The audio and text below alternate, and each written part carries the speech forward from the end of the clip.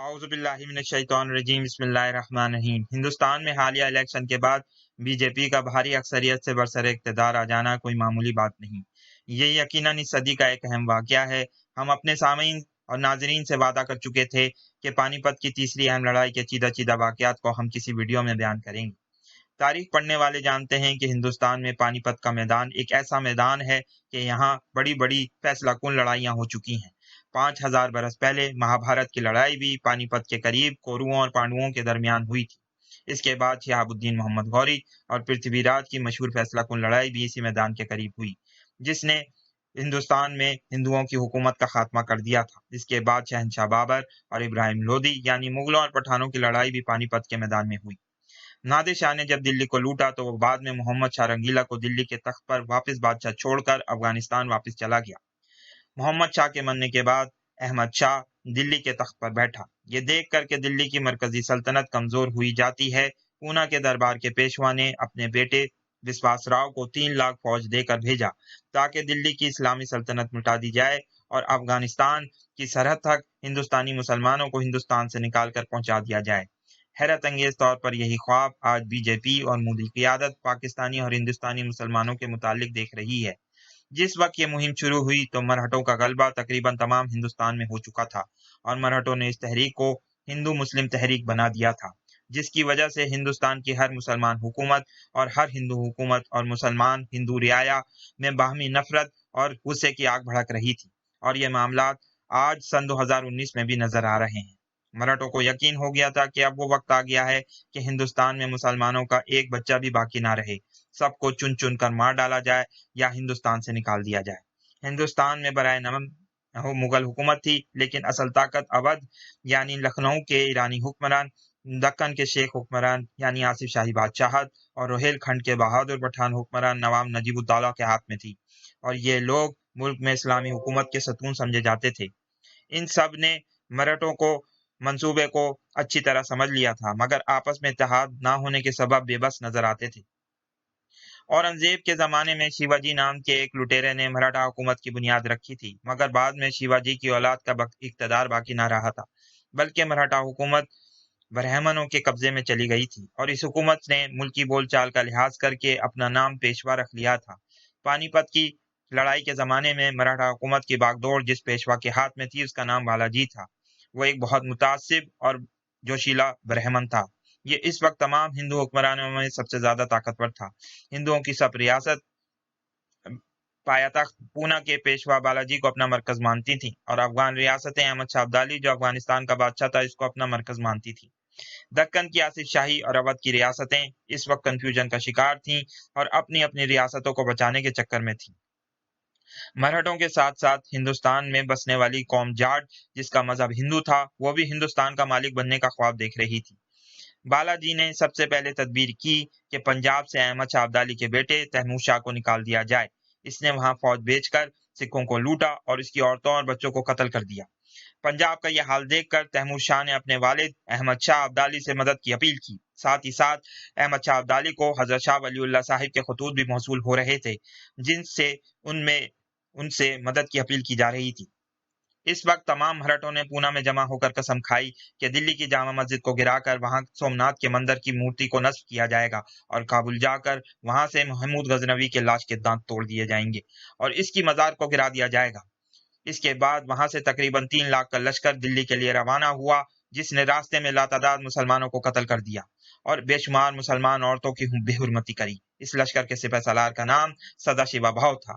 भाव ने इस वक्त एक कासिद को भेजकर नवाब शुजाउद्दौला यानी लखनऊ के नवाब जो अकीदे के एतबार से अहले तशी थे उनके पास भेजकर शिया सुन्नी मुनाफरत पैदा करने की कोशिश की, मगर इनकी वालदा एक इंतहाई समझदार खातून थी जिन्होंने नवाब रोहिलखंड के कासिद से मिलने के बाद नवाब शुजाउद्दौला को समझाया कि वो मुसलमानों का साथ दें। इसके बाद नवाब शुजाउद्दौला और नवाब रोहिलखंड दोनों मिलकर अहमद शाह अब्दाली साहिब की खिदमत में हाजिर हुए जो इस वक्त बुलंदशहर के पास ठहरे हुए थे। इधर भाव के लश्कर ने आगे बढ़कर दिल्ली का मुहासरा कर लिया और दिल्ली शहर के किलेदार याकूब अली खान को पैगाम पहुंचा कि 3 लाख का लश्कर जर्रार शहर की ईंट से ईंट बजा देने के लिए तैयार है, इसलिए शहर को इसके हवाले कर दिया जाए। चुनाचे याकूब अली खान ने शहर की चाबियां भाव को दे दी क्योंकि वो डर रहा था कि दिल्ली को तबाह बर्बाद कर दिया जाएगा। दिल्ली पहले ही कई दफा की लूट मार की वजह से डिफेंसलेस हो चुका था।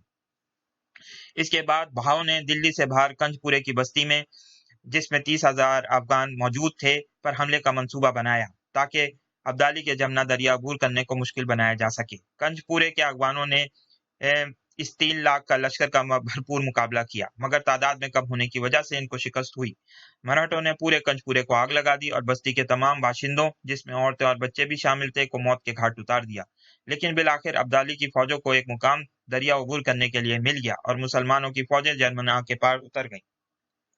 मराठों और मुसलमान मौरखीन इस बात पर इत्तफाक करते हैं कि भाव के साथ 1 लाख सवार थे और 2 लाख से ज्यादा पैदल फौजी थे। इब्राहिम खान गार्दी मराठों के जबरदस्त तोपखाने का इंचार्ज और एक अफगानी पठान था। तकरीबन सारी की सारी तोपें फ्रांसीसी और इंतहाई जदीद थीं।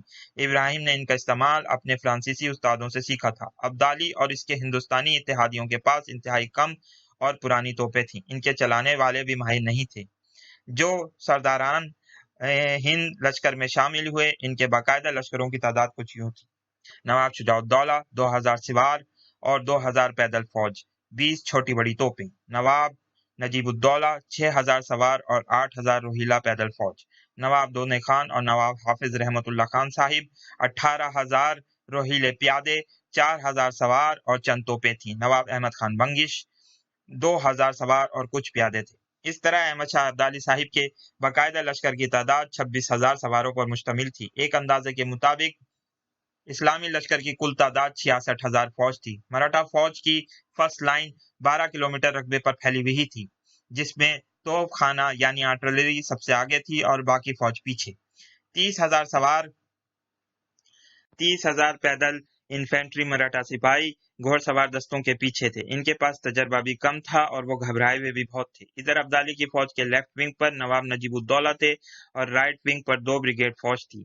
सेंटर के लेफ्ट पर नवाब शुजाउद्दौला अपने 3,000 सिपाहियों और 50 से 60 तोपों के साथ, और अहमद शाह के वजीर शाह वली खान, जिनके साथ 19,000 अफगान सवार थे, मौजूद थे। सेंटर के राइट पर 15,000 रोहिले सिपाही जो नवाब हाफिज खान की क़यादत में खड़े थे। राइट विंग पर 8,000 घोड़सवार पसंद खान और आमिर बेग के झंडे तले थे। 14 जनवरी 1761 की सुबह को मराठा की अजीम शान फौजों ने मुसलमानों पर पहला हमला किया। वो अपनी खंदकों से निकले और अपनी तोपों के दहानों को खोल दिया। ये देखकर अहमद शाह अब्दाली ने भी अपनी तोपों को फायर का हुक्म दिया। शुरू में इब्राहिम गार्दी के तोपचियों ने मराठा फौज की तरफ से इंतहाई शानदार कारकर्दगी का मुजाहरा करते हुए तकरीबन 12,000 रोहिला सिपाहियों को कत्ल कर दिया। दूसरे हमले की क़यादत करते हुए भाव ने अफगान वजीर शाह वली खान के जेर क़यादत लड़ते हुए सिपाहियों के अंदर हलचल मचा दी। इसी वक्त शाह वली खान साहिब ने नवाब शुजाउद्दौला से मदद की अपील की, लेकिन इस वक्त नवाब साहब के लिए अपनी पोजीशन को छोड़ना नामुमकिन था। शायद यही वजह हुई कि भाव के लोग अपने ज्यादा जोश और खरोश की वजह से जल्दी थक गए और इनके लिए यह मुमकिन न रहा कि वो इस हमले को कामयाब बना सकें। इसके बाद मराठों ने सिंधा की क़यादत में नवाब नजीबुद्दौला के लश्कर पर हमला किया। यह हमला इतना शदीद था कि नवाब की फौजों में भगदड़ मच गई और दोपहर तक ऐसा लग रहा था कि भाव ये जंग जीत लेगा। अफगानों के लेफ्ट विंग को शदीद नुकसान पहुंचा था। राइट तकरीबन खत्म हो चुका था और सेंटर 2 हिस्सों में तकसीम हो चुका था। ये देखकर अहमद शाह अब्दाली ने अपने मिलिट्री जीनियस होने का सबूत दिया और ब्लिट्जक्रीग की जर्मन पॉलिसी जैसी एक तदबीर की। इसने अपने मुहाफिजों को हुक्म दिया कि 15,000 रिजर्व फौजियों को खेमों से बुला लें। फिर इनको कतारों में खड़ा कर दिया। गजलबाज तीरंदाज घुड़सवारों को इनके आगे कर दिया और इनके आगे 2,000 तोपें ऊंटों पर नस्ब कर दी। इन ऊंटों पर नस्ब तोपों ने तोपियों की मदद से और ऊंटों की बुलंदी से इतनी शदीद गोलाबारी करी कि मराठों के कुछ तोपे पुश्ते लग गए। पैदल फौज में एक हिस्सा शाह वली खान साहब की मदद को गया और दूसरा हिस्सा नवाब नजीबुद्दौला की मदद को पहुंच गया। दोनों फौजों के मिल जाने की वजह से इब्राहिम गार्दी अपनी तोपों के गोले बरसाने से कासिर रहा, क्योंकि इसकी तोपें दूरमार और जदीद थीं। हिंदुओं की तरफ से जय भवानी और जय श्री राम के नारे बुलंद होते, जबकि मुसलमानों की तरफ से नारे तकबीर, अल्लाहु अकबर और या अली के नारे लगते। अब्दाली की स्ट्रेटजी में सर फहरिस्त इब्राहिम खान गार्दी का घेराव था। मराठों ने अपने 4,000 घोड़सवार दस्ते गार्दी और इसकी तोपों की हिफाजत के लिए मुकर्रर कर रखे थे। जब मराठों में भगदड़ मची तो ये घोड़सवार दस्ते अपनी बेताबी को संभाल न सके और इनकी मदद को लपके। یہی وہ لمحہ تھا جس کی ابدالی کو تلاش تھی۔ روہیلے بہادر جوانوں نے اپنی بندوقوں سے ایگزیکٹ فائر کر کر کے ان گھوڑ سوار دستوں کا قتل عام کر دیا۔ اس کے بعد انہوں نے گاردی کے توپچیوں کا گھیراؤ کر لیا اور چن چن کر ان کو گولیوں سے بھون دیا۔ ابھی یہ سارا چکر چل رہا تھا کہ کہیں سے آواز آئی، وشواس راؤ مارا گیا۔ پھر ایک اور آواز آئی، بھاؤ مارا گیا۔ مسلمانوں نے جوشیلی آوازوں سے اللہ اکبر کا نعرہ بلند کیا۔ یہ دیکھ کر مراٹھوں نے بھاگنا شروع کر دیا، چونکہ احمد شاہ ابدالی صاحب نے حکم دیا تھا کہ ایک ہندو بھی میدان جنگ سے زندہ نہ جانے دیا جائے، اس لیے ہر بھاگنے والے کے پیچھے ایک ایک افغان گھوڑا لے کر اس کا تعاقب کرتا رہا اور اس کو قتل کر دیا۔